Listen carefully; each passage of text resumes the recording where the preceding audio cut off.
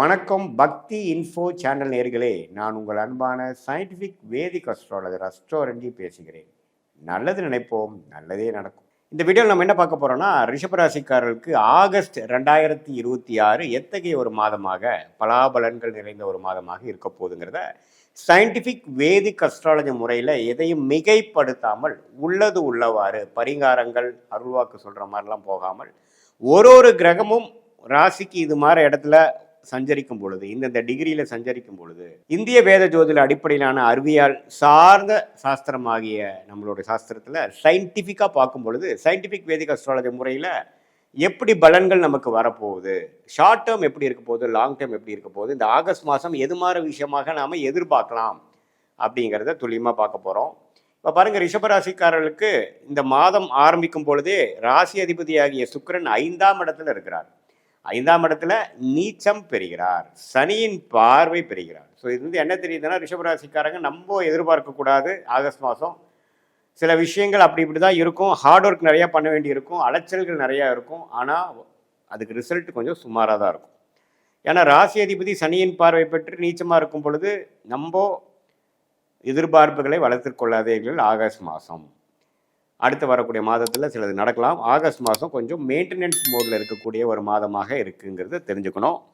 யோகமான கிரகமாகிய புதன் பாருங்க, 2ஆம் இடத்துலேருந்து 3ஆம் இடம் 2வது நாள்லேயே மாறுறார். ஸோ 3ஆம் இடத்துல கடகத்திலேயே குருவோட கிட்டத்தட்ட 23 நாள் இருந்துட்டு கடைசி ஒரு வாரம் தான் பார்த்தீங்கன்னா 4ஆம் இடத்துக்கு சிம்மத்துக்கு வரார். இது ரெண்டுமே பரவாயில்லை. ஏன்னா குரு ஒரு இடத்துல சிம்மத்தில் வந்து நட்பு வீட்டில் இருக்கிறார். ஒரு 20 நாள் 21 நாள் ஒரு 3 வாரம் குருவோட சேர்ந்திருக்கார். ஸோ 2ஆம் இடங்கிற தனஸ்தானாதிபதி குருவோடு சேர்ந்துருக்கனால பண விஷயத்துக்கு பிரச்சனை இல்லை. பண போக்குவரத்து வந்துட்டு போயிட்டுருக்கும். அது ஒன்றும் பெரிய சங்கடங்கள் இருக்காது. குழந்தைகள் விஷயங்கள், படிப்பு விஷயங்கள், டெக்னிக்கலான சில விஷயங்கள், புத்தி கூர்மையான விஷயங்கள் கொஞ்சம் பழக்கம் போல் நல்லா வேலை செய்யும். ஆனால் ஃபிசிக்கலாக வேலைகள் அதிகமாக இருக்கும். கொஞ்சம் போட்டு படுத்துங்கிறத நீங்கள் வேலையில் இருக்கிறவங்க, தொழிலில் இருக்கிறவங்களுக்கு நீங்கள் தெரிஞ்சுக்கணும். அதே மாதிரி மற்றதெல்லாம் எப்படி போயிட்டுருக்குன்னு பார்த்தா, செவ்வாய்ங்கிற கிரகமே பாருங்க 2ஆம் இடத்துல இருக்கிறார். ஸோ குடும்பஸ்தானம், வாக்குஸ்தானம், தனஸ்தானத்தில் செவ்வாய் இருக்கும் பொழுது, 7ஆம் வீட்டு அதிபதியாக இருக்கும் பொழுது சில நண்பர்களால், சில பங்குதாரர்களால், நீங்கள் யாரை டெய்லி அசோசியேட் பண்ணுறீங்களோ அவங்களால சில வரவுகள் இருக்குது. ஆனாலும் சில ஆர்கியூமெண்ட்ஸ் வரக்கூடிய அமைப்புகளும் இருக்குது. கொஞ்சம் பொறுமையாக பேச்சு விஷயத்தில் கொஞ்சம் சட்டுன்னு பேசாமல் கொஞ்சம் பொறுமையாக போய்க்கக்கூடிய அமைப்புகள் நல்ல அமைப்புகளாக இருக்கும். ஏன்னா நமக்கு ராசி அதிபதி நீச்சமாக போயிருக்கு பாருங்கள்.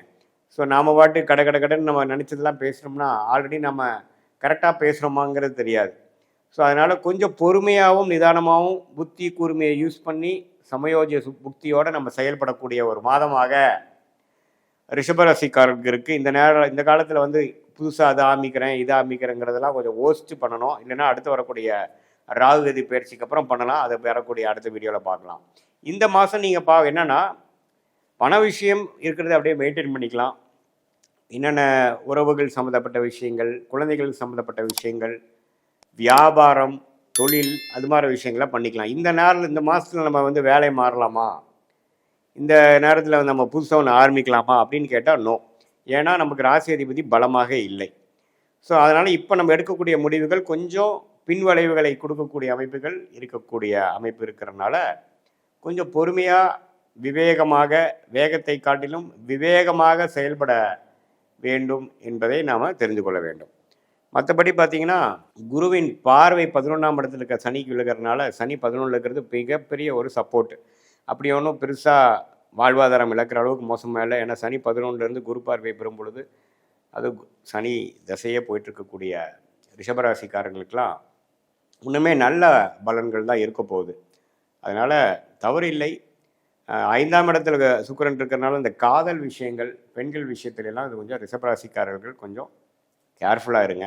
ஏன்னா சுக்கிரன் வந்து 5ஆம் இடத்துல வரார், நீச்சப்பட்டிருக்கிறார், சனியின் பார்வை பெறுகிறார். ஸோ அப்படிங்கிறப்போ கொஞ்சம் நமக்கு எல்லை மீறிய உறவு, ஒரு லீகலான ஒரு விஷயத்தில் இல்லாமல் கொஞ்சம் முறையற்ற சில விஷயங்கள், கள்ளக்காதல், அது மாதிரி விஷயங்கள் எல்லாம் கொஞ்சம் நடக்கக்கூடிய அமைப்புகள் அந்த மாதிரி இருக்கிறவங்களுக்கு வர வாய்ப்பு இருக்குது. அதுலெல்லாம் கொஞ்சம் பிரச்சனை ஆகாமல் இருக்கிறதுக்கு கேர்ஃபுல்லாக இருக்கணும். ஏன்னா செவ்வாயின் பார்வையும் பார்த்திங்கன்னா சுக்கிரன் மேலே விழுகிறார். ஸோ சுக்கிரன் பார்த்திங்கன்னா செவ்வாய் பார்வையும் பெறுகிறார், சனியின் பார்வையும் பெறுகிறார். அப்படிங்கிறப்போ உங்களுடைய ராசி அதிபதி ரொம்ப பாதிக்கப்பட்டிருக்கு. ஸோ ஸோ அதனால் டக்கு டக்குன்னு நம்ம முடிவு பண்ணி எமோஷன்ஸ்க்கு இடம் கொடுத்து உங்களுடைய விருப்பங்கள் வந்து கொஞ்சம் கண்ட்ரோல்டாக வச்சுட்டு நம்ம இன்ஸ்டிங்டிவாக நம்மளுடைய விஷயத்தை வந்து போனோம்னா அதுக்கு சில பிரச்சனைகள் வரக்கூடிய அமைப்புகள் இருக்குது. கொஞ்சம் கவனமாக இருக்கணும். மற்றபடி பார்த்திங்கன்னா மாணவர்கள் நல்லா படிக்கக்கூடிய அமைப்பு, காம்படிட்டிவ் எக்ஸாம்ஸ் கிளியர் பண்ணக்கூடிய அமைப்பு, டெக்னிக்கலாக நிறையா விஷயம் கற்றுக்கக்கூடிய அமைப்பு, அதெல்லாம் நல்லா இருக்குங்க. அதே சமயத்தில் ஒரு கல்யாண விஷயங்கள், ஒரு அசோசியேஷன், ஒருத்தரோட சேர்ந்து ஒரு புதிய தொடர்பு வருவது, அது மாதிரி விஷயங்கள்லாம் வியாபாரம், அது மாதிரி விஷயத்துக்கு போய்க்கலாம். இந்த பெண்கள் விஷயங்கள், இந்த காதல் விஷயங்கள் மட்டும்தான் கேர்ஃபுல்லாக இருக்கணுமோ ஒழிய வியாபார விஷயங்கள்லாம் கொஞ்சம் நீங்கள் குருவின் பார்வை வந்து நல்லா இருக்கிறனால கண்டிப்பாக வந்து நீங்கள் ஒரு புதிய கான்டாக்ட் மூலமாக ஒரு ஆர்டர் எடுக்கிறது, ஒரு புதிய கான்டாக்ட் மூலமாக ஒரு ஜாப் ஆஃபர் நமக்கு கிடைக்கிற மாதிரி ஒரு இன்டர்வியூ அரேஞ்ச் பண்ணுறது, அது மாதிரி விஷயங்களாக குருவின் பார்வை 7ஆம் இடம் 9ஆம் இடம் 11ஆம் இடத்துல இருக்கிறதுனால கண்டிப்பாக சில லாபங்கள், சில நல்ல தொடர்புகளும் நமக்கு கிடைக்கும். ஸோ இதுதான் ரிஷபராசிக்கு ஓவராலாக பார்க்கும் பொழுது ஓரளவுக்கு கேர்ஃபுல்லாகவும் பொறுமையாகவும் கவனமாகவும் இருக்கக்கூடிய அமைப்பு இருக்குது. அதே சமயத்தில் சில சிரத்தையான சில வேலைகளை செய்து சாதிக்கக்கூடிய அமைப்புகளும் இருக்குமே ஒழிய எடுத்துமா கவுத்தமானு போகக்கூடிய ஒரு முக்கிய முடிவுகள் எடுக்கிறதுக்கெலாம் வந்து கண்டிப்பாக நீங்கள் கேர்ஃபுல்லாக இருக்கணும். மற்றபடி பார்த்தீங்கன்னா பெண்கள் வந்து சுக்கிரனே பாதிக்கப்பட்டிருக்கிறதுனால உங்களுடைய ஹெல்த் கொஞ்சம் பார்த்துக்கணும். அந்த மாதவிடாய் பிரச்சனை, பெண்களுக்கே வரக்கூடிய பிரச்சனையெல்லாம் கொஞ்சம் இந்த மாதம் கொஞ்சம் தூக்கலாக இருக்கலாம். ஸோ அவங்களாம் கொஞ்சம் ஹெல்த்தை வந்து மெயின்டைன் பண்ணிக்கணும். அதுக்கு தகுந்த ட்ரீட்மெண்ட் டாக்டர்லாம் பார்த்து பண்ணிக்கக்கூடிய அமைப்புகள் இருக்குது. வண்டி வாகனம் கொஞ்சம் கேர்ஃபுல்லாக வச்சுக்கணும். ஏன்னா சனி செவ்வாய் தாக்கங்கள் சுக்கிரனுக்கு இருக்கிறதுனால ஒரு நல்ல வண்டி வந்து கொஞ்சம் கேர்ஃபுல்லாக வச்சுக்கலைன்னா சர்வீஸ் விடணும், பிரச்சனை ஆகுங்கிற அளவுக்கு ரிஷபராசிக்காரர்களுக்கு வரக்கூடிய அமைப்புகள் இருக்குது. இது வந்து ஒரு பொதுவான பலனை தவிர உங்களுடைய பிறந்த தேதி, பிறந்த நேரம், பிறந்த உரை வைத்து வரக்கூடிய ஜென்ம ஜாதகத்தில் எப்படி உங்களை எந்த லக்னத்தில் பிறந்தீங்க, அந்த லக்னாதிபதி எப்படி இருக்குது, இப்போ என்ன தசைகள் போயிட்டுருக்கிறத வைத்து தான் துல்லியமான பலன்கள் வந்து இப்போ நம்ம பேசின பொது பலனோட சேர்த்து வச்சு பார்க்கும் பொழுது துல்லியமான பலன்கள் நமக்கு வரும்.